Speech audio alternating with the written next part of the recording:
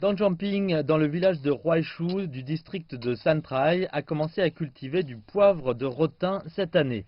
L'épice est extrêmement populaire dans sa province natale, le Sichuan. Il s'agit de sa dernière tentative pour augmenter ses revenus après son retrait de la liste des familles en situation de pauvreté l'année dernière.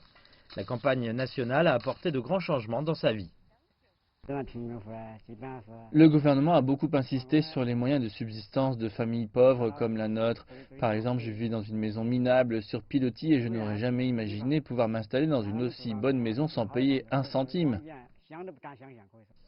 Et Deng continue de recevoir de l'aide. Bai Yang est le cadre local désigné pour l'aider. Il rend toujours visite à cet homme de 53 ans régulièrement.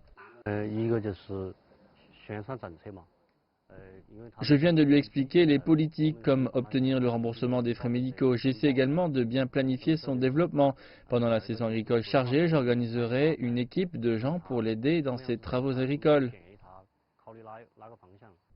L'objectif est de continuer à améliorer la qualité de vie et il existe des mécanismes pour le faire. Chaque ville a mis en place une base de données pour suivre le statut de ces ménages qui sont classés en 3 catégories en fonction des défis auxquels ils sont confrontés. Zhao Yi, directeur adjoint du département anti-pauvreté du district, a déclaré que les familles identifiées comme étant susceptibles de retomber dans la pauvreté et les personnes présentant certains risques bénéficieraient d'une attention particulière.